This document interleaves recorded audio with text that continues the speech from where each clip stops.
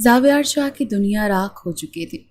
اس کی حویلی جو کبھی زندگی کے قہقہوں سے گونجتی تھی، اب ایک وسیع و عریض قبرستان کی مانند خاموش اور ویران تھی۔ دیواروں پر لگی تصاویر ہستی تھی، مگر ان ہستی تصویروں کے پیچھے چھپے چہرے اب صرف ایک یاد بن کر رہ گئے تھے۔ خاص طور پر وہ تصویر جو دیوان خانے کے مرکزی دیوار پر آویزاں تھی، اس کی اکلوتی لاڈلی بہن مہر کی روشن آنکھیں، کھلکھلاتا چہرہ اور زندگی سے بھرپور وجود۔ اب وہ صرف اس تصویر میں قید تھی۔ چند ماہ قبل اس کی موت نے زاویار کو اندر سے توڑ دیا تھا۔ یہ صرف ایک موت نہیں تھی، یہ ایک قتل تھا، ایک سرد، بے رحم اور منصوبہ بند قتل۔ اس کہانی کی شروعات ایک محبت کی داستان سے ہوئی تھی، ایک ایسی محبت جس پر شاہ خاندان کی دولت اور سماجی حیثیت کا سایہ پڑ گیا تھا۔ مہر شاہ جو سونے کا نوالہ منہ میں لے کر پیدا ہوئی تھی، یونیورسٹی میں اپنی ایک کلاس فیلو کامران پر دل ہار بیٹھی تھی۔ کامران کا تعلق ایک متوسط بلکہ غریب گھرانے سے تھا، لیکن اس کی شخصیت میں ایک عجیب سی کشش تھی۔ وہ ذہین تھا، باتوں کا جادوگر تھا، اور اس کی آنکھوں میں بلند پرواز کرنے کے خواب تھے۔ اس نے اپنی غربت کو کبھی اپنی کمزوری نہیں بننے دیا، بلکہ اسے اپنی محنت اور لگن کے ثبوت کے طور پر پیش کیا۔ مہر جو ہمیشہ سے پرخلوص رشتوں کی قدردان تھی، کامران کی اسی خودداری اور ذہانت پر فدا ہو گئی۔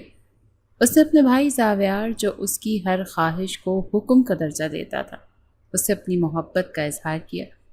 زاویار کو یہ رشتہ بالکل پسند نہیں تھا، اسے کامران کے ارادے ٹھیک نہیں لگتے تھے، اور دونوں خاندانوں کے درمیان زمین آسمان کا فرق اسے کھٹکتا تھا۔ ایک شام زاویار اپنے اسٹڈی روم میں فائلوں میں گھرا بیٹھا تھا جب مہر اندر داخل ہوئی۔ اس کی آنکھیں سوجی ہوئی تھیں۔ بھائی جان، اس نے بھرائی ہوئی آواز میں کہا۔ زاویار نے نظر اٹھا کر اسے دیکھا۔ مہر، کیا ہوا؟ تم رو کیوں رہی ہو؟ آپ کامران کے لیے کیوں نہیں مان رہے؟ مہر نے سیدھا سوال کیا۔ صرف اس لیے کہ وہ ہماری طرح امیر نہیں ہے؟ آپ تو ایسے نہیں تھے۔ زاویار اپنی کرسی سے اٹھ کر اس کے پاس آیا۔ بات امیری غریبی کی نہیں ہے میری جان، مجھے اس لڑکے کی آنکھوں میں لالچ نظر آتا ہے، مجھے ڈر ہے وہ تمہیں دھوکہ دے گا۔ وہ ایسا ہرگز نہیں ہے، مہر نے ضد کی۔ وہ مجھ سے سچی محبت کرتا ہے۔ اگر آپ میری خوشی چاہتے ہیں تو پلیز یہ رشتہ قبول کر لیں، میں اس کے بغیر نہیں جی سکتی۔ مہر کی آنکھوں میں آنسو اور لہجے میں التجا دیکھ کر زاویار کا دل پگھل گیا۔ اس نے ایک گہرا سانس لیا۔ اپنی بہن کی ضد اور آنسوؤں کے آگے اس نے ہتھیار ڈال دیے۔ اس نے صرف اپنی بہن کی خوشی کے لیے اس رشتے کو قبول کر لیا، اور کامران کو اپنی کمپنی میں ایک اچھی پوزیشن بھی دے دی تاکہ وہ سماجی طور پر اپنا مقام بنا سکے۔ مگر شاہ خاندان اس حقیقت سے بالکل بے خبر تھا کہ کامران کی زندگی میں مہر پہلی لڑکی نہیں تھی۔ کامران اپنے بچپن کی پسند اور خالہ کی بیٹی فرح سے خفیہ طور پر نکاح کر چکا تھا۔ یہ نکاح چند سال پہلے ہوا تھا اور اسے یونیورسٹی میں سب سے چھپا کر رکھا گیا تھا۔ اس رات جب کامران گھر لوٹا تو فرح اس کا انتظار کر رہی تھی اور اس کے چہرے پر بے چینی تھی۔ کیا ہوا؟ مان گیا اس کا مغرور بھائی؟ فرح نے طنزیہ لہجے میں پوچھا۔ کامران نے ایک فاتحانہ مسکراہٹ کے ساتھ اسے دیکھا۔ ماننا تو تھا ہی۔ اس کی لاڈلی بہن کے آنسوؤں کا جادو چل گیا۔ اس نے کہا، اب دیکھنا، شاہ انڈسٹریز میں نوکری بھی ملے گی اور پھر آہستہ آہستہ پوری دولت بھی ہماری ہوگی۔ فرح کی آنکھوں میں لالچ کی چمک ابھری۔ کامران، بس ہوشیار رہنا، اس زاویار شاہ کو بیوقوف بنانا آسان نہیں ہوگا۔ تم فکر مت کرو، کامران نے اسے تسلی دی۔ مہر میری محبت میں اندھی ہے اور یہی میری سب سے بڑی طاقت ہے۔ ان دونوں نے مل کر ایک منصوبہ بنایا تھا کہ کامران اپنی دلکش شخصیت اور ذہانت کے بل بوتے پر مہر شاہ کو اپنے جال میں پھنسائے گا، اس سے شادی کرے گا اور شاہ خاندان کی دولت پر قبضہ جمائے گا۔ اس سارے منصوبے میں کامران کی چھوٹی اور معصوم بہن سکینہ بھی خاموش تماشائی بننے پر مجبور تھی۔ وہ اپنے بھائی کے نکاح کے راز کو جانتی تھی، لیکن کامران اور فرح کے تشدد اور دباؤ کے آگے وہ بے بس تھی۔ اسے سختی سے منع کیا گیا تھا کہ وہ اس راز کو کبھی کسی پر ظاہر نہ کرے۔ منگنی کے بعد مہر اکثر کامران کے گھر آتی تھی۔ اس نے سکینہ کو پہلے کبھی نہیں دیکھا تھا۔ منگنی پر بھی یہی بہانہ بنایا گیا کہ وہ بیمار ہے، اسی لیے نہیں آ سکی۔ سکینہ کی معصومیت نے مہر کا دل موہ لیا تھا۔ وہ جب بھی آتی کسی مہذب گھرانے کی بیٹی کی طرح اطلاع کر کے آتی، اور اس بات کا فائدہ اٹھاتے ہوئے فرح منظر سے غائب ہو جاتی۔ مہر کا دل سکینہ کے لیے نرمی سے بھر گیا۔ وہ جب بھی آتی سکینہ کے لیے کوئی نہ کوئی تحفہ ضرور لاتی۔ وہ اپنے ساتھ اسے شاپنگ پر لے جاتی، اس کے ساتھ گھنٹوں باتیں کرتی اور اس کی حوصلہ افزائی کرتی۔ سکینہ جو سالوں سے محبت اور توجہ کے لیے ترسی ہوئی تھی، مہر کسی فرشتے کی طرح تھی۔ اس نے پہلی بار کسی کو اپنا دوست، اپنا ہمدرد پایا۔ مہر نے اس سے وعدہ کیا تھا، سکینہ تم فکر مت کرو، جیسے ہی میری اور تمہارے بھائی کی شادی ہوگی میں تمہیں اپنے ساتھ حویلی لے آؤں گی، پھر تمہیں کسی سے ڈرنے کی ضرورت نہیں پڑے گی۔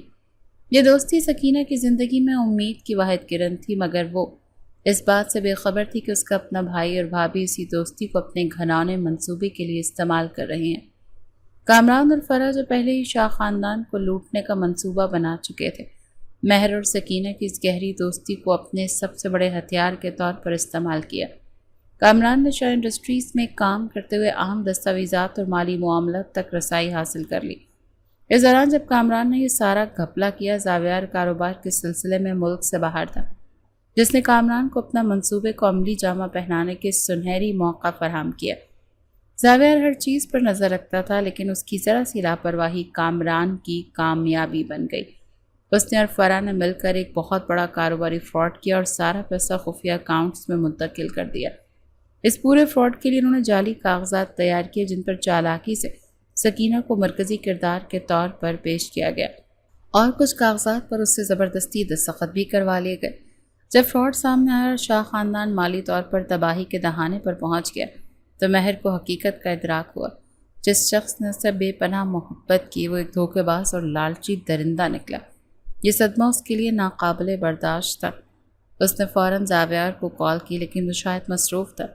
اس نے بس ایک میسج کیا، بھائی میں بہت پریشان، جن رشتوں پر میں نے یقین کیا انہوں نے مجھے دھوکہ دیا، جلدی مجھ سے رابطہ کریں۔ لیکن زاویار نے میسج نہیں دیکھا۔ مہر شدید ذہنی دباؤ میں تھی۔ گاڑی ڈرائیو کرتے ہوئے اچانک ایکسیڈنٹ ہوا اور وہ موقع پر ہی فوت ہو گئی۔ زاویار نے جب اس کا میسج دیکھا، اس سے رابطہ کرنے کی بہت کوشش کی، لیکن کچھ ہی گھنٹوں میں اسے مہر کے انتقال کی خبر مل گئی۔ یہ سن کر تو اس کے پیروں تلے سے زمین ہی نکل گئی۔ وہ پاکستان واپس آیا، لیکن ٹوٹا ہوا، بکھرا ہوا، ہر چیز سے کٹا ہوا۔ اس کو کچھ سمجھ نہیں آ رہی تھی کہ وہ کس کو مجرم ٹھہرائے۔ حالت غم میں مہر کا وہ میسج اس کے ذہن میں بار بار گردش کر رہا تھا۔ کامران آتا، نظریں نیچی رکھتا، کوشش کرتا زاویار سے کم ہی سامنا ہو۔ زاویار بکھرا ہوا تھا، وہ کچھ بھی سمجھنے سے قاصر تھا۔ مہر کی موت کے کچھ عرصے بعد ہی اسے پتہ چلا کہ کامران نے شادی کر لی۔ اس بات پر زاویار کا خون کھولنے لگا، لیکن پھر کامران اور فرح نے اپنا آخری پتہ کھیلا۔ انہوں نے غم سے نڈھال زاویار کے سامنے سکینہ کو ساری سازش کی اصل دماغ اور ماسٹر مائنڈ بنا کر پیش کر دیا، اور باقی اپنی شادی کا یہ جواز بتایا کہ فرح کے باپ بستر مرگ پر تھے، لہذا اس کی آخری خواہش کا احترام کرتے ہوئے انہیں شادی کرنی پڑی۔ انہوں نے زاویار کو یقین دلایا کہ سکینہ ایک انتہائی حریص اور شاطر لڑکی ہے، جس نے اپنی غربت سے نکلنے کے لیے کامران کو استعمال کیا اور مہر کو راستے سے ہٹایا۔ زاویار جو اپنی بہن کے جانے کے غم اور غصے میں اندھا ہو چکا تھا، اس جھوٹ کو سچ مان بیٹھا۔ اس کا دل انتقام کی آگ میں جل رہا تھا۔ اس نے آفس سے فائلز نکلوائیں جن پر سکینہ کے دستخط تھے۔ یہ دیکھ کر زاویار کی نفرت اور بڑھ گئی۔ زاویار کو اس پورے خاندان سے انتقام لینا تھا۔ ایک سرد سیاہ شام جب ہوا میں بھی وحشت تھی، اس نے کامران کو حویلی طلب کیا۔ کامران جب حویلی کے دیوان خانے میں داخل ہوا تو اس کی ٹانگیں خوف سے کانپ رہی تھیں۔ سامنے صوفے پر بیٹھا زاویار شاہ کسی پتھر کے مجسمے کی طرح ساکت تھا، لیکن اس کی سرخ آنکھیں کسی شکاری کی طرح کامران کے وجود کا جائزہ لے رہی تھیں۔ تمہارے پاس دو راستے ہیں۔ زاویار کی آواز اتنی سرد اور سپاٹ تھی کہ کامران کے جسم میں سنسنی دوڑ گئی۔ پہلا یہ کہ تم اور تمہاری بیوی فراڈ اور میری بہن کی موت کے الزام میں جیل کی سلاخوں کے پیچھے اپنی زندگی سڑو، اور میں اس بات کو یقینی بناؤں کہ تم دونوں کو عبرت کا نشان بنا دیا جائے۔ کامران کا حلق خشک ہو گیا۔ اس نے التجا بھری نظروں سے زاویار کو دیکھا۔ اور دوسرا راستہ؟ اس نے کانپتی ہوئی آواز میں پوچھا۔ دوسرا راستہ تمہاری اور تمہاری بیوی کی زندگی بچا سکتا ہے۔ زاویار اٹھ کر اس کے قریب آیا۔ اپنی بہن اس ساری سازش کی ملکہ سکینہ کا نکاح مجھ سے کروا دو۔ کامران اور فرح کے لیے کسی معجزے سے کم نہ تھا۔ انہیں لگا جیسے موت کے کنویں سے نکلنے کا راستہ مل گیا ہو۔ انہوں نے ایک لمحہ بھی ضائع کیے بغیر سر جھکا کر یہ شرط قبول کر لی۔ وہ یہ سوچ کر خوش تھے کہ انہوں نے اپنی جان بچا لی، اس بات سے بے خبر کہ انہوں نے اپنی بہن کو ایک زندہ جہنم میں دھکیل دیا۔ دوسری طرف شہر کے متوسط محلے میں اپنے بھائی کے گھر ایک چھوٹے بوسیدہ اور گھٹن زدہ کمرے میں سکینہ اس بات سے بالکل بے خبر اپنی قسمت کا رونا رو رہی تھی۔ اس کی زندگی بھائی اور بھابھی کے تانوں اور ظلم تلے دب کر رہ گئی تھی۔ تبھی فرح نے مسکراتے ہوئے کمرے میں قدم رکھا۔ اس کی آنکھوں میں ایک عجیب سی چمک تھی۔ سکینہ، مبارک ہو، تیرے تو قسمت ہی جاگ اٹھی، اس نے خوشی سے چہکتے ہوئے کہا۔ سکینہ نے حیرت سے اسے دیکھا۔ اس کے لیے فرح کی زبان سے تعریف کا ایک لفظ بھی کسی عجوبے سے کم نہ تھا۔ کیا مطلب بھابھی؟ شاہ خاندان کا چشم و چراغ تجھ سے نکاح کرنا چاہتا ہے؟ زاویار کہتا ہے اس نے تجھے کہیں دیکھا تھا اور تیری سادگی اور معصومیت پر فدا ہو گیا۔ اب تو اس عظیم حویلی کی ملکہ بنے گی۔ سکینہ کو اپنے کانوں پر یقین نہیں آیا۔ کیا یہ سچ ہو سکتا ہے؟ وہ زاویار شاہ جس کا نام اس نے صرف اپنی ہونے والی بھابھی مہر کی زبانی سنا تھا، کیا اس کی زندگی میں بھی خوشی کے لمحات آ سکتے ہیں؟ اس نے ایک حسین مستقبل کے خواب بننا شروع کر دیے۔ اس بات سے ناواقف تھی کہ یہ خوبصورت خواب نہیں، ایک ڈرانا خواب تھا جس کی تعبیر اسے جلد ہی ملنے والی تھی۔ نکاح کی تقریب سادگی سے زیادہ بے روح اور خاموش تھی۔ گواہوں اور مولوی کے علاوہ وہاں کوئی نہیں تھا۔ زاویر کا چہرہ کسی بھی قسم کے تاثرات سے عاری تھا۔ اس نے نکاح کے بول ایسے ادا کیے جیسے کوئی کڑوی دوا نگل رہا ہو۔ سرخ روسی جوڑے میں ملبوس سکینہ نے سہمی ہوئی نظروں سے اسے دیکھا۔ اس کے دل میں ایک انجانا سا خوف سر اٹھا رہا تھا۔ یہ وہ خوشی نہیں تھی جس کا اس نے تصور کیا تھا، یہ تو کسی سزا کی طرح محسوس ہو رہا تھا۔ نکاح کے بعد اسے خاموشی سے گاڑی میں بٹھایا گیا اور گاڑی شاہ حویلی کی طرف روانہ ہو گئی۔ سفر کے دوران گاڑی میں ایک برفانی خاموشی چھائی رہی۔ زاویہ ڈرائیونگ کر رہا تھا اور اس کی نظریں سختی سے سڑک پر جمی ہوئی تھی اور اس کے جبڑے بھینچے ہوئے تھے۔ سکینہ جو سرخ جوڑے میں سمٹی ہوئی تھی اس خاموشی کے بوجھ تلے دبی جا رہی تھی۔ اس نے 1000 بار ہمت مجتمع کی کہ کچھ بات کرے، اس ماحول کی برف کو پگھلانے کی کوشش کرے، لیکن زاویار کے تنے ہوئے چہرے کے سامنے وہ خاموش ہو جاتی۔ جب گاڑی حویلی کے عظیم الشان آہنی دروازوں سے اندر داخل ہوئی تو ایک لمحے کے لیے سکینہ اس کی عظمت اور خوبصورتی دیکھ کر دنگ رہ گئی تھی۔ وسیع سرسبز لان، رنگ برنگے پھولوں کی کیاریاں، درمیان میں کھڑی سفید سنگ مرمر کی عمارت کسی محل کا منظر پیش کر رہی تھی۔ لیکن جیسے ہی وہ گاڑی سے اتری اسے حویلی کے اندر ایک عجیب سی اداسی اور خوفناک خاموشی کا احساس ہوا۔ یہ وہ جگہ نہیں تھی جس کے قصے وہ مہر سے سنتی تھی۔ یہ ایک زندہ مگر بے روح حویلی تھی۔ زاویار نے اس کا ہاتھ اتنی سختی سے پکڑا کہ سکینہ کو لگا کہ اس کی ہڈیاں ٹوٹ جائیں گی۔ وہ اسے تقریباً گھسیٹتا ہوا اندر لے گیا۔ حویلی کا اندرونی حصہ باہر سے بھی زیادہ شاندار تھا، مگر ہر چیز پر دھول اور ویرانی کی ایک تہہ جمی تھی۔ زاویار اسے لمبی راہداریوں سے گزارتا ہوا حویلی کے کونے میں بنے ایک کمرے تک لایا۔ کمرہ بہت بڑا اور شاندار تھا اور اس میں بہترین فرنیچر اور تمام آسائشیں موجود تھیں، مگر اس کی کھڑکیاں باہر سے بند تھیں اور اس میں ایک عجیب سی گھٹن تھی۔ یہ ہے تمہارا محل؟ زاویار نے طنز کی گہری کاٹ سے کہا۔ اس کی آواز میں نفرت اور حقارت نمایاں تھی۔ تم یہاں رہو گی، میری بیوی بن کر نہیں، میری قیدی بن کر۔ تم میری بہن کی موت کی ذمہ دار ہو۔ تم نے میرے خاندان کو برباد کیا اور اب تم اپنی باقی زندگی اس گناہ کی قیمت ادا کرتی گزارو گی۔ سکینہ کے پیروں تلے سے زمین نکل گئی۔ اس کے سارے خواب، ساری امیدیں ایک ہی لمحے میں چکنا چور ہو گئیں۔ یہ آپ کیا کہہ رہے ہیں؟ میں نے تو کچھ نہیں کیا، وہ روتے ہوئے بولی، لیکن زاویار کے پتھریلے چہرے پر کوئی اثر نہ ہوا۔ اس نے اسے کمرے کے اندر دھکیلا اور باہر سے دروازہ بند کر دیا۔ تالے کے لگنے کی آواز سکینہ کے دل پر ہتھوڑے کی طرح لگی۔ وہ حواس باختہ حالت میں دروازے کی طرف بھاگی۔ اس نے دروازہ پیٹا، چیخی، چلائی، لیکن اس کی آواز اس کمرے کی دیواروں میں ہی دم توڑ گئی۔ باہر مکمل سناٹا تھا۔ دن ہفتوں میں بدلنے لگے۔ سکینہ کی دنیا اسے ایک کمرے تک محدود ہو کر رہ گئی تھی۔ دن میں ایک بار ایک ادھیڑ عمر کی ملازمہ جس کا نام زبیدہ تھا خاموشی سے کھانے کی ٹرے رکھ کر چلی جاتی۔ اس کے چہرے پر بھی سکینہ کے لیے شدید نفرت اور حقارت تھی۔ سکینہ اکثر کھانا بھی نہیں کھاتی تھی۔ تنہائی، خوف، نا امیدی اور اپنے ساتھ ہونے والے ظلم کا احساس اسے اندر ہی اندر دیمک کی طرح کھا رہا تھا۔ ایک تپتی ہوئی دوپہر جب سورج آگ برسا رہا تھا، سکینہ کو شدید پیاس محسوس ہوئی۔ اس کا حلق کانٹے بن چکا تھا۔ کمرے میں رکھا جگ خالی تھا۔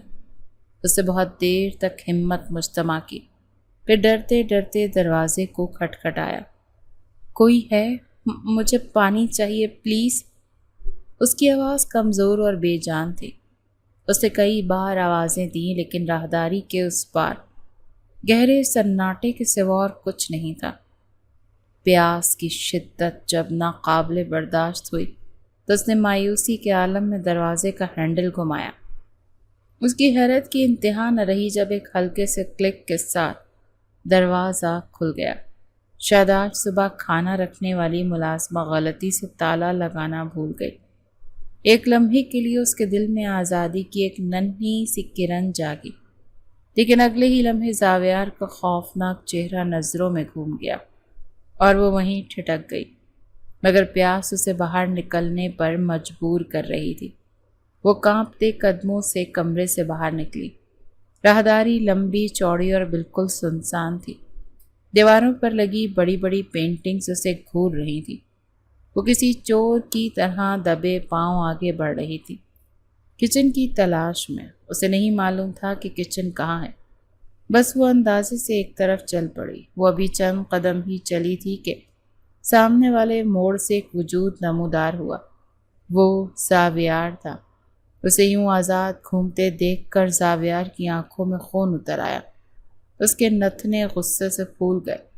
کس سے پوچھ کر تم اس کمرے سے باہر نکلی؟ زاویار کی دھاڑ پوری حویلی میں گونجی۔ یہ آواز نہیں تھی، یہ کسی زخمی شیر کی گرج تھی۔ سکینہ نے خوف کے مارے اپنے کانوں پر ہاتھ رکھ لیے۔ اس کا پورا وجود لرزنے لگا۔ دل اتنی تیزی سے دھڑکنے لگا کہ اسے لگا کہ سینے سے ہی باہر آ جائے گا۔ وہ دیوار کا سہارا لیتی ہوئی زمین پر بیٹھتی چلی گئی۔ اس کا سانس اکھڑنے لگا، آنکھوں کے سامنے اندھیرا چھانے لگا۔ پلیز چلائیں مت، مجھے آپ سے ڈر لگتا ہے، وہ ہانپتے ہوئے ٹوٹی پھوٹی آواز میں بولی۔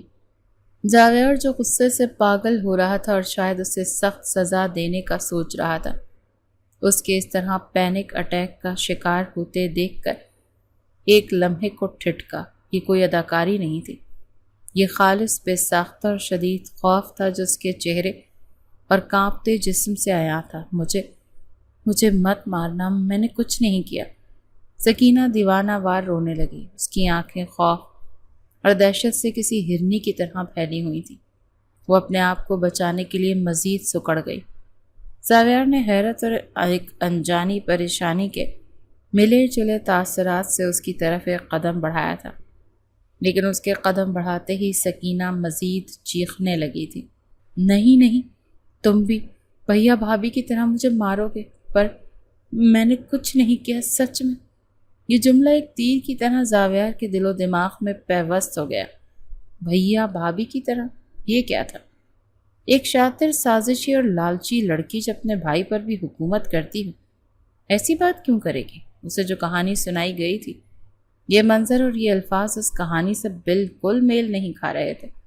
اس کے ذہن کے پردے پر پہلی بار شک کی ایک گہری اور واضح لکیر ابھری۔ ایک لمحے کے لیے اس کے اندر کا غصہ کہیں پیچھے چلا گیا اور اس جگہ ایک عجیب سی الجھن نے لے لی تھی۔ اس نے اپنی آواز کو قابو میں کرتے ہوئے ایک ملازمہ کو پکارا اور اسے سختی سے حکم دیا کہ سکینہ کو واپس کمرے میں لے جائیں اور اسے پانی دیں۔ ملازمہ کے سہارے جب سکینہ اٹھ کر جا رہی تھی تو زاویار وہیں کھڑا اسے دیکھتا رہا۔ اس کا تو اپنا دماغ سوچوں کے گہرے طوفان کی زد میں تھا۔ آج پہلی بار اسے لگا کہ شاید کہانی وہ نہیں ہے جو اسے سنائی گئی ہے۔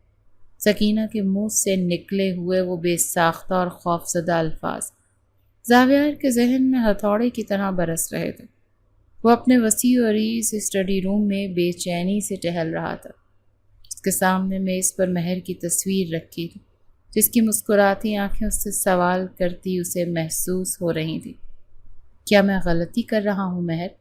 اس نے تصویر سے مخاطب ہو کر کہا، لیکن کامران اور فرح، ان کے پاس تمام ثبوت تھے، تمام کاغذات، بینک سٹیٹمنٹس، سب کچھ تو سکینہ کے خلاف تھا۔ پھر یہ خوف کیسا، یہ مظلومیت کیسی؟ اسے کامران کی باتیں یاد آئیں۔ زاویار بھائی وہ بہت شاطر ہے، وہ معصومیت کا ایسا ڈرامہ کرتی ہے کہ کوئی بھی دھوکہ کھا جائے۔ اس نے ہم سب کو اپنی انگلیوں پر نچا رکھا ہے، لیکن آج جو منظر اس نے دیکھا تھا وہ کسی ڈرامے کا حصہ نہیں لگ رہا تھا۔ اس نے فیصلہ کیا کہ وہ اس معاملے کی تہہ تک پہنچے گا۔ غصے میں آ کر اس نے ایک غلطی تو کر دی تھی، لیکن وہ اس غلطی کے ساتھ اب مزید نہیں جی سکتا تھا۔ اسے سچ جاننا تھا۔ اس نے حویلی کی سب سے پرانی اور وفادار ملازمہ زبیدہ بیگم کو اپنے پاس بلایا۔ زبیدہ بیگم نے اپنی پوری جوانی اور بڑھاپا شاہ خاندان کی خدمت میں گزار دیا تھا۔ وہ زاویار اور مہر کو اپنے بچوں کی طرح سمجھتی تھیں، اور مہر کی موت پر بھی وہ دل سے دکھی تھیں۔ اسی لیے وہ بھی سکینہ کو اپنی مالکن کا قاتل سمجھ کر اس سے شدید نفرت کرتی تھی۔ زبیدہ بیگم، زاویار نے سنجیدگی سے کہا، میں چاہتا ہوں کہ آپ آج سے سکینہ پر نظر رکھیں۔ شاہ جی، میں تو پہلے ہی اس منحوس پر نظر رکھے ہوئے ہوں۔ ایک لقمہ بھی آپ کے حکم کے بغیر اس کے حلق سے نیچے نہیں اترتا۔ زبیدہ نے نفرت سے کہا۔ نہیں، زاویار نے ان کی بات کاٹی، اس طرح نہیں۔ میں اسے سزا نہیں دینا چاہتا، میں اسے سمجھنا چاہتا ہوں۔ آپ اس کے پاس بیٹھیں، اس سے باتیں کرنے کی کوشش کریں، دیکھیں کہ وہ کیسی ہے، کیا سوچتی ہے، کیا کہتی ہے۔ مجھے اس کے بارے میں سب کچھ جاننا۔ زبیدہ بیگم حیران رہ گئیں۔ شاہ جی کے لہجے میں غصے کی جگہ الجھن اور تجسس تھا۔ انہوں نے حکم کی تعمیل میں سر جھکا دیا۔ اگلے دن سے زبیدہ بیگم نے اپنا رویہ بدل لیا۔ جب وہ کھانا لے کر سکینہ کے کمرے میں گئیں تو نفرت سے ٹرے کے بجائے نرمی سے میز پر رکھا۔ سکینہ جو کھانے میں سہمی بیٹھی تھی، حیرت سے انہیں دیکھا۔ کھانا کھا لو بیٹی، یوں بھوکا رہنے سے کچھ حاصل نہیں ہوگا۔ زبیدہ بیگم کی آواز میں غیر متوقع نرمی تھی۔ سکینہ کو یقین نہیں آیا۔ اس نے ڈرتے ڈرتے اس کی طرف دیکھا۔ زبیدہ بیگم اس کے قریب آ کر ایک کرسی پر بیٹھ گئیں۔ کیوں کرتی ہو خود پر یہ ظلم؟ انہوں نے پوچھا۔ سکینہ خاموش رہی، اسے ابھی بھی یقین نہیں آ رہا تھا۔ کئی دنوں کی نفرت کے بعد ہمدردی کا ایک بول اسے مشکوک لگ رہا تھا۔ زبیدہ بیگم روز ایسا ہی کرنے لگیں۔ وہ اس کے پاس بیٹھتی، اس سے موسم کی باتیں کرتی، پرانی کہانیاں سناتی۔ وہ جانتی تھی کہ برف کو پگھلنے میں وقت لگتا ہے۔ سکینہ پہلے تو خاموش رہتی، پھر آہستہ آہستہ ایک دو لفظوں میں جواب دینے لگی۔ زبیدہ بیگم کا نرم رویہ، ان کی شفقت بھری آنکھیں اور ان کی باتوں نے سکینہ کے زخمی دل پر مرہم رکھنا شروع کر دیا۔ اسے ان میں اپنی ماں کا عکس نظر آنے لگا، ایک ایسی ماں جسے اس نے بچپن میں ہی کھو دیا تھا۔ شک کا بیج جو زاویار کے دل میں بویا گیا اب زبیدہ بیگم کی ہمدردی کی صورت میں سکینہ کے دل میں امید کا پودا بن کر پنپنے لگا تھا۔ زبیدہ بیگم کی مسلسل نرمی اور شفقت نے آخرکار سکینہ کے گرد کھنچی خوف اور وحشت کی دیوار کو توڑنا شروع کر دیا۔ وہ ایک ایسے لمس اور دو میٹھے بولوں کے لیے ترس گئی تھی جو اسے سالوں سے نصیب نہیں ہوئے تھے۔ زبیدہ بیگم کی صورت میں اسے ایک ایسا سہارا نظر آیا جس کے سامنے وہ اپنے دل کا بوجھ ہلکا کر سکتی ہے۔ ایک دوپہر جب زبیدہ بیگم اس کے لیے اپنے ہاتھ سے بنائی ہوئی کھچڑی لے کر آئیں تو سکینہ کی آنکھوں سے آنسو رواں ہو گئے۔ کیوں روتی ہو بچی؟ زبیدہ بیگم نے اس کے سر پر ہاتھ رکھتے ہوئے پوچھا۔ یہ شفقت بھرا لمس وہ آخری قطرہ ثابت ہوا جس سے صبر کا پیمانہ لبریز ہو گیا۔ سکینہ ان کے گلے لگ کر پھوٹ پھوٹ کر رو پڑی۔ وہ اتنی شدت سے روئی کہ اس کی ہچکیاں بن گئیں۔ زبیدہ بیگم خاموشی سے اس کی پیٹھ سہلاتی رہیں، اسے اپنا سارا غبار نکالنے کا موقع دیتی رہی۔ جب اس کا رونا کچھ تھما تو زبیدہ بیگم نے اسے پانی پلایا اور اپنے پاس بٹھایا۔ اب بتاؤ کیا بات ہے؟ کون سا دکھ ہے جو تمہیں اندر ہی اندر کھا رہا ہے؟ سکینہ نے سسکیوں کے درمیان اپنی زندگی کی کتاب کا وہ ورق کھولا جسے آج تک کسی نے نہیں پڑھا تھا۔ اس نے اپنی پوری کہانی سنا دی۔ جب سے امی ابو کا انتقال ہوا میری زندگی عذاب بن گئی۔ وہ ٹوٹی پھوٹی آواز میں بتا رہی تھی، بھیا پہلے ایسے نہیں تھے، وہ مجھ سے بہت پیار کرتے تھے، لیکن فرح بھابھی کے آنے کے بعد سب کچھ بدل گیا۔ بھابھی کو میں ایک آنکھ نہیں بہاتی تھی، وہ مجھے گھر کا کام کرتے دیکھ کر بھی خوش نہیں ہوتی تھی اور نہ کرنے پر بھی طعنے دیتی تھی۔ اس کی آواز میں سالوں کا درد تھا۔ وہ مجھے چھوٹی چھوٹی باتوں پر مارتی تھی، کبھی بیلٹ سے، کبھی گرم چمچے سے۔ یہ کہتے ہوئے اس نے اپنی کلائی پر موجود ایک پرانے جلے کا نشان دکھایا۔ کئی دن کمرے میں بند رکھتی تھی۔ بھیا سب کچھ دیکھتے تھے مگر کچھ نہیں کہتے تھے۔ وہ بھابھی سے ڈرتے تھے یا شاید ان سے محبت میں اتنے اندھے ہو گئے تھے کہ انہیں میری تکلیف نظر ہی نہیں آتی تھی۔ زبیدہ بیگم کا دل یہ سب سن کر کانپ گیا۔ سکینہ نے آگے بتایا، کچھ مہینے پہلے بھابھی اور بھیا میرے پاس کچھ کاغذات لائے۔ وہ انگریزی میں تھے، مجھے سمجھ نہیں آئے۔ انہوں نے مجھ سے ان پر دستخط کرنے کو کہا۔ جب میں نے انکار کیا اور پوچھا کہ یہ کیا ہے تو انہوں نے مجھے بہت مارا۔ 3 دن تک بھوکا پیاسا کمرے میں بند رکھا۔ آخر کار میں نے ہار مان لی اور ان کاغذوں پر دستخط کر دیے۔ مجھے نہیں معلوم وہ کیا کاغذ تھے، مجھے تو بس اپنی جان بچانی تھی۔ یہ سن کر زبیدہ بیگم کو ساری کہانی سمجھ آ گئی۔ وہ فراڈ والے کاغذات جن کا الزام سکینہ پر تھا یقیناً وہی تھے۔ مہر بہت اچھی تھی۔ وہ جب بھی ہمارے گھر آتی میرے لیے تحفے لاتی۔ وہ مجھ سے کہتی تھی شادی کے بعد وہ مجھے اپنے ساتھ حویلی لے آئے گی۔ وہ میری واحد دوست تھی، واحد امید۔ میں اس کے ساتھ ایسا کرنے کا سوچ بھی نہیں سکتی۔ اور بھابھی مہر کے آتے ہی کہیں ایسے چھپتی کہ نظر ہی نہ آتی۔ مجھے بھی کہتی کہ تم نے اگر مہر کو کچھ بتایا تو تمہاری جان لے لوں گی۔ وہ بچوں کی طرح رو رہی تھی، سکینہ کی ہر بات سچائی کی گواہی دے رہی تھی۔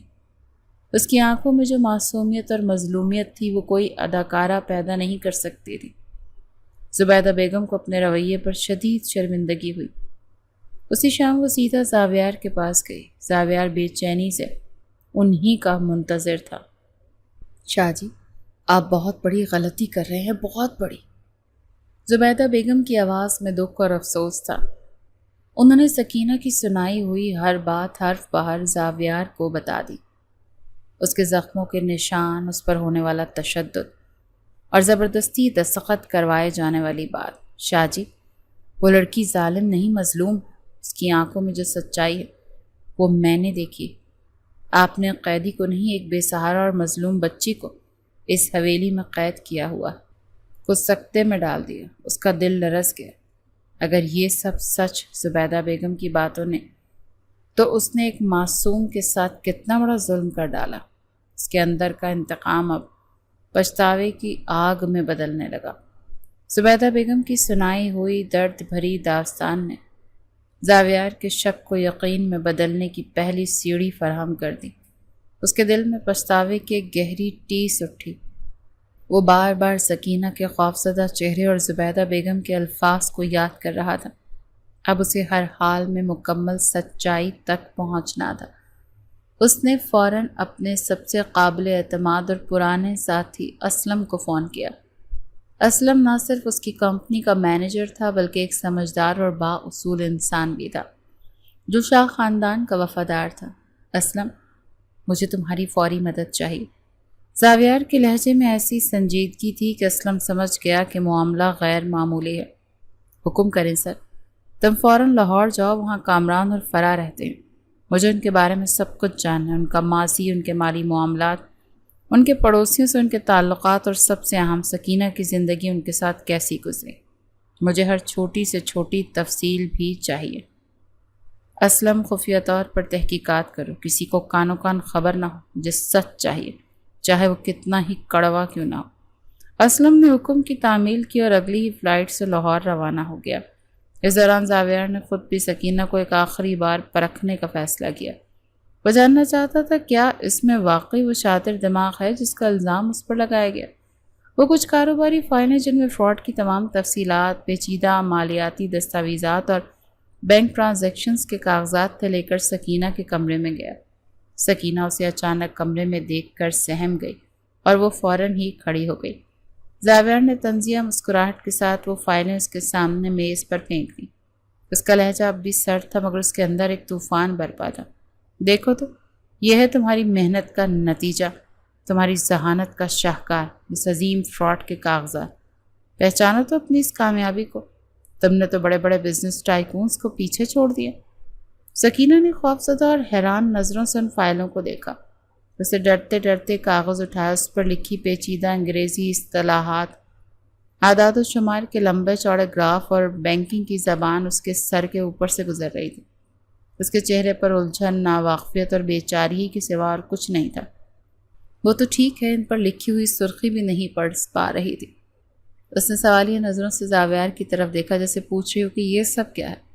یہ منظر زاویار کے لیے کسی گواہی سے کم نہیں تھا۔ اس کا دل نرمی سے بھر گیا۔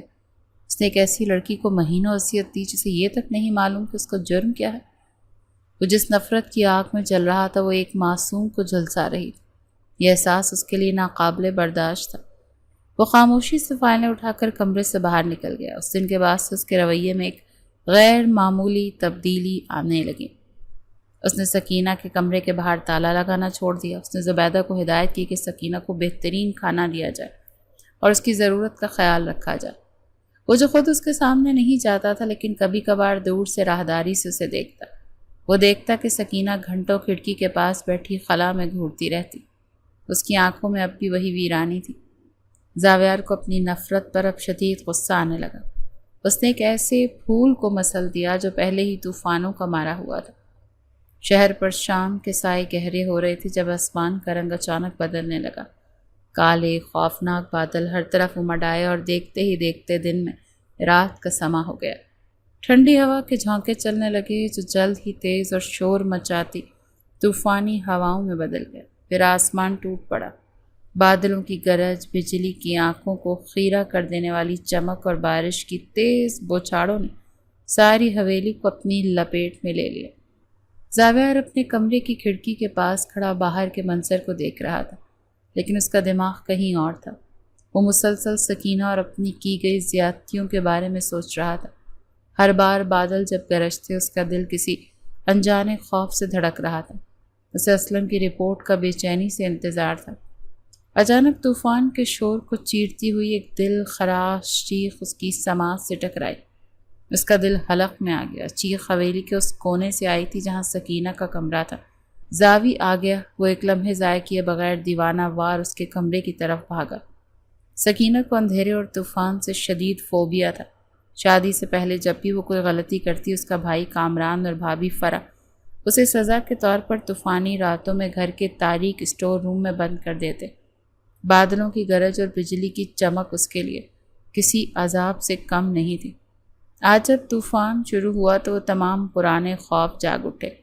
کمرے کی بتیاں بھی بجلی کی کڑک سے بند ہو چکی تھیں۔ وہ خوف سے کانپتی ہوئی پلنگ سے نیچے اتری اور کمرے کے ایک کونے میں دیوار سے لگ کر بیٹھ گئی۔ اس کی آنکھیں دہشت سے پھیلی ہوئی تھیں اور ہر گرج پر اس کے منہ سے چیخ نکل جاتی۔ آخرکار اس کا نازک اعصابی نظام جواب دے گیا اور وہ بے سد ہو کر وہیں گر گئی۔ زاویار جب اس کے کمرے کے دروازے پر پہنچا تو وہ اندر سے بند تھا۔ سکینہ دروازہ کھولو، سکینہ دروازہ کھولو، وہ چلاتا رہا لیکن اندر سے کوئی جواب نہیں آیا۔ اب وہ مزید انتظار نہیں کر سکتا تھا۔ اس نے اپنے مضبوط کاندھے کی پوری قوت سے دروازے پر ٹکر ماری۔ ایک، دو اور تیسری ٹکر میں لکڑی کا پرانا دروازہ چرچراتا ہوا ٹوٹ گیا۔ اندر کا منظر دل دہلا دینے والا تھا۔ ایمرجنسی لائٹ کی ہلکی سی روشنی میں سکینہ فرش پر بے حس و حرکت پڑی تھی۔ اس کا چہرہ زرد اور سانسیں بے ترتیب تھیں۔ ایک لمحے کے لیے اس کی سانس رکی۔ اسے لگا جیسے اس کی دنیا ختم ہو گئی۔ اس نے آگے بڑھ کر زاویار کو اپنی باہوں میں اٹھایا۔ وہ پھول کی طرح ہلکی اور نازک تھی۔ اس کا ٹھنڈا وجود زاویار کے بازوؤں میں تھا۔ اسے اٹھا کر سیدھا اپنے کمرے کی طرف بھاگا۔ وہ کمرہ جہاں آج تک اس کی ماں اور بہن کے علاوہ کسی عورت نے قدم نہیں رکھا تھا۔ اس نے نرمی سے سکینہ کو اپنے بستر پر لٹایا۔ اس کے چہرے کی معصومیت نے زاویار کے دل کے تار چھیڑ دیے۔ اس کے چہرے پر آئے ہوئے بالوں کو ہٹایا اور فوراً ڈاکٹر کو فون کیا۔ ڈاکٹر نے آ کر اسے چیک کیا اور بتایا کہ شدید خوف اور ذہنی دباؤ کی وجہ سے وہ بے ہوش ہو گئی ہے۔ انہوں نے اسے انجیکشن لگایا اور کچھ دوائیں دے کر آرام کا مشورہ دیا۔ پوری رات زاویار اس کے سرہانے کرسی پر بیٹھا رہا۔ وہ ایک پل کے لیے بھی وہاں سے نہیں ہٹا۔ وہ خاموشی سے اس کے معصوم چہرے کو دیکھتا رہا۔ جس پر اذیت اور خوف کے سائے اب بھی موجود تھے۔ اس نے ہمت کر کے اس کا ٹھنڈا ہاتھ اپنے ہاتھوں میں لیا۔ اسی دوران اس کی نظر سکینہ کی کلائی پر موجود اس پرانے جلے ہوئے زخم کے نشان پر پڑی جس کا ذکر زبیدہ بیگم نے کیا تھا۔ اس نشان کو دیکھ کر زاویار کے دل میں نفرت کا آخری شائبہ بھی دم توڑ گیا۔ اس کی جگہ شدید پچھتاوے، ہمدردی اور ایک انجانی سی تڑپ نے لے لی۔ رات بھیگتی رہی اور طوفان تھمتا رہا۔ زاویار ساری رات سکینہ کے پاس بیٹھا رہا، اس کا ہاتھ اپنے ہاتھ میں تھامے، جیسے وہ اسے دنیا کے ہر خوف سے بچا لینا چاہتا ہو۔ اس کے چہرے کو تکتا رہا اور سوچتا رہا کہ اس معصوم کے چہرے کے پیچھے کتنے دکھ اور کتنے زخم چھپے ہیں۔ ہر گزرتے لمحے کے ساتھ اس کے دل میں پچھتاوے کا احساس گہرا ہوتا جا رہا تھا، اور اس کی جگہ ایک نرم، گرم اور انوکھا سا جذبہ لے رہا تھا جسے وہ پہلے کبھی محسوس نہیں کر پایا۔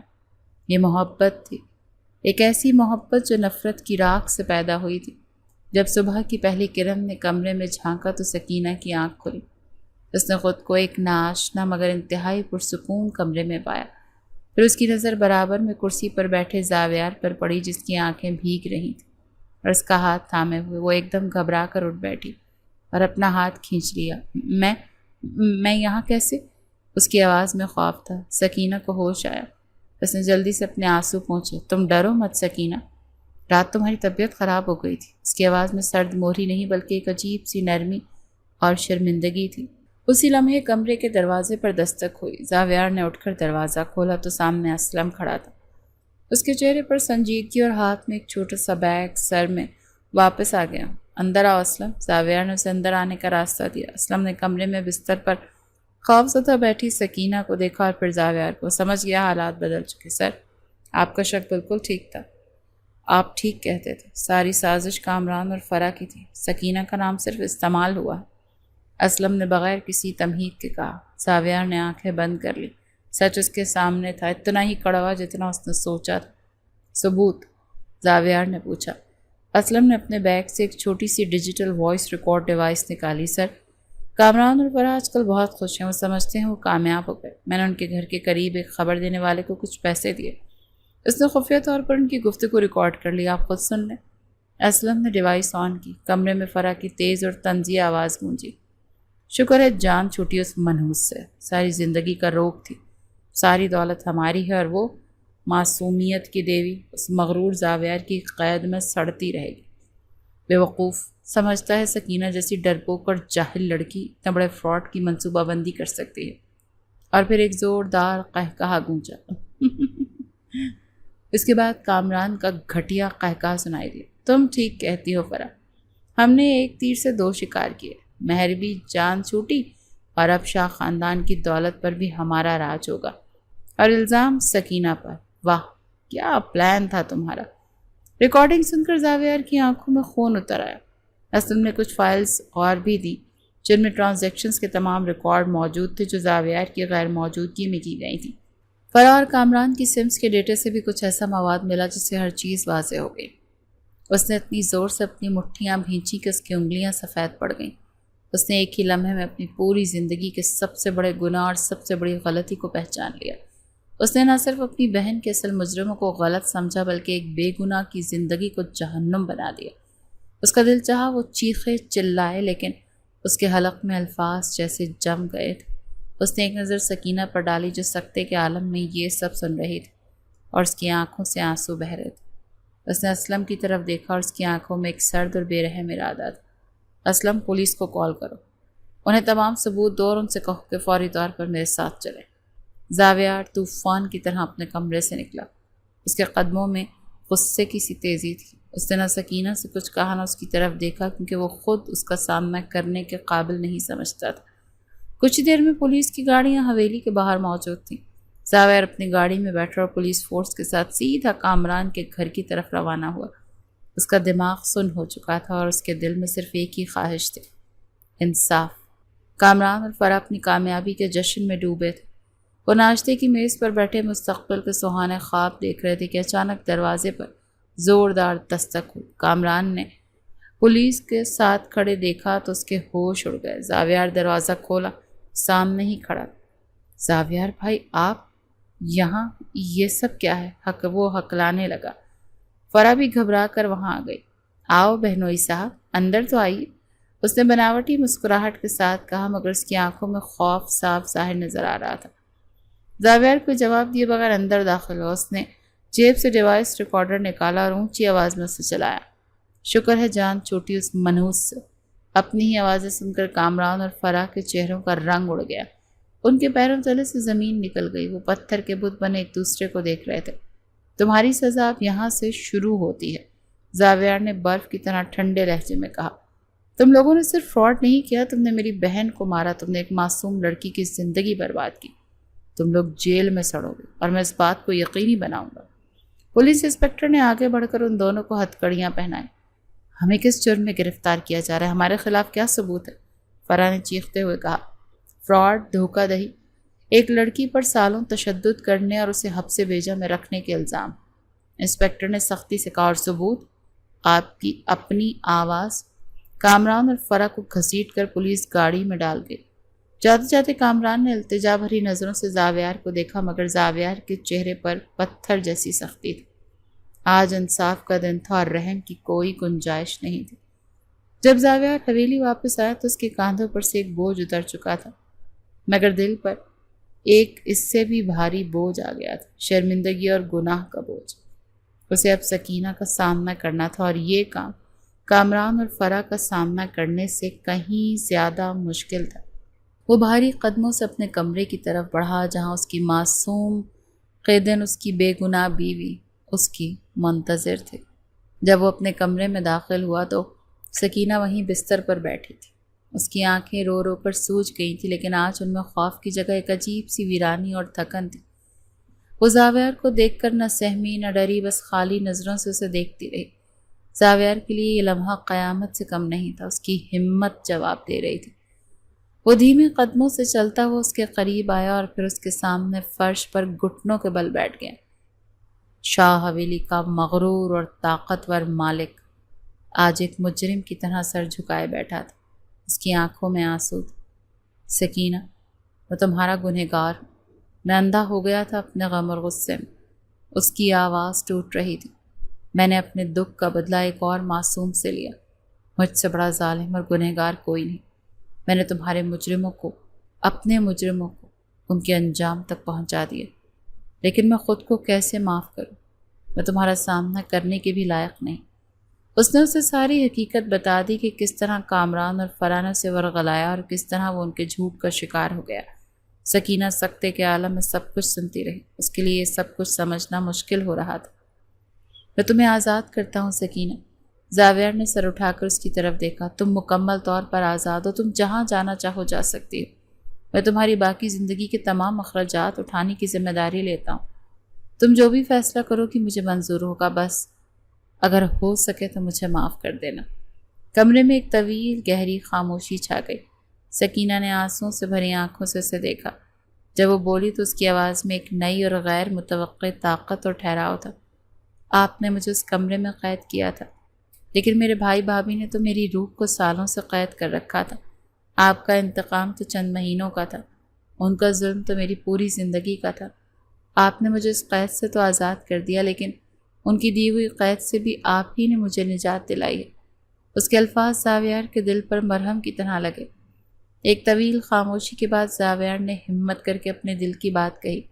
سکینہ، میں جانتا ہوں کہ ہمارا نکاح انتقام کی بنیاد پر ہوا، ایک جھوٹ کی بنیاد پر، لیکن میں اس رشتے کو محبت کی بنیاد پر اب نبھانا چاہتا ہوں۔ ان چند مہینوں میں تمہاری معصومیت اور تمہارے صبر نے مجھے بدل دیا۔ میں تم سے نفرت کرتے کرتے نہ جانے کب تم سے محبت کرنے لگا ہوں۔ کیا تم مجھے اپنی زندگی میں ایک موقع دو گی، ایک ساتھی کے طور پر، ایک شوہر کے طور پر؟ سکینہ کے لیے یہ سب ایک خواب کی طرح تھا۔ جس شخص سے وہ موت کی حد تک ڈرتی تھی، آج وہی شخص اس کی پناہ گاہ بن گیا۔ جس نے اسے سب سے بڑا زخم دیا، وہی اس کا مسیحا بن گیا۔ اس نے کوئی جواب نہیں دیا، بس شرما کر ایک نئی امید کے ساتھ اپنی نظریں جھکا لیں۔ اس کی یہ خاموشی کسی بھی اقرار سے بڑھ کر تھی۔ زاویار نے جب اس کی خاموش رضامندی دیکھی تو اس کی آنکھوں سے تشکر کے آنسو بہہ نکلے۔ وہ بستر پر اس کے قریب سرک آیا اور کانپتے ہاتھوں سے اس کا چہرہ تھام لیا۔ سکینہ، اس کی آواز جذبات کی شدت سے بھر آ گئی۔ اس نے دھیرے سے اس کے ماتھے پر بوسہ دیا، ایک ایسا بوسہ جس میں مہینوں کا پچھتاوا، احترام اور بے پناہ محبت شامل تھی۔ سکینہ کی آنکھیں بند ہو گئیں اور اس کے جسم سے خوف کی آخری لہر بھی گزر گئی۔ زاویار نے اسے اپنی باہوں میں بھر لیا۔ دونوں کی تیز دھڑکنیں ایک دوسرے پر عیاں تھیں۔ اس کا ایک ہاتھ سکینہ کی کمر پر، جسے تحفظ اور ملکیت کا احساس دلا رہا تھا، اور اس نے سکینہ کو خود سے قریب کرتے ہوئے اس کے آنسوؤں سے بھیگے گالوں کو، پلکوں اور بالوں میں اپنی محبت کی شدتیں لٹانا شروع کر دیں۔ یہ نفرت کے بعد محبت کی پہلی برسات تھی جو دو پیاسی روحوں کو سیراب کر رہی تھی۔ اس رات انتقام کی آگ پر قائم ہونے والا رشتہ محبت کے مقدس بندھن میں ہمیشہ کے لیے بن گیا، اور دو ٹوٹے ہوئے وجود ایک دوسرے کی باہوں میں پگھل کر ایک ہو گئے۔ شاہ حویلی کی فضا بالکل بدل گئی۔ ویرانی اور اداسی کی جگہ اب خوشی اور مسکراہٹوں نے لے لی۔ حویلی کے سرسبز باغ میں سکینہ اور زاویار ہاتھ میں ہاتھ ڈالے چہل قدمی کر رہے تھے۔ سکینہ کے چہرے پر اب خوف یا اداسی کا شائبہ تک نہیں تھا، بلکہ ایک پرسکون، دلکش اور پراعتماد مسکراہٹ تھی۔ وہ اب وہ سہمی ہوئی لڑکی نہیں بلکہ اس حویلی کی حقیقی مالکہ تھی۔ وہ زاویار کو مہر کے لگائے ہوئے گلاب کے پودوں کے پاس لے گئی۔ دیکھیں، یہ گلابی رنگ کتنا خوبصورت ہے، اس نے ایک پھول کو چھوتے ہوئے کہا۔ تمہاری مسکراہٹ سے زیادہ نہیں، زاویار نے اس کی آنکھوں میں دیکھتے ہوئے محبت سے جواب دیا۔ حویلی کی قیدن اب آزاد تھی، نہ صرف کمرے کی قید سے بلکہ اپنے ماضی کے ہر خوف سے بھی۔ نفرت کی سیاہ رات کے بعد اس کی زندگی میں محبت کا ایک نیا، روشن اور حسین سویرا طلوع ہو چکا تھا۔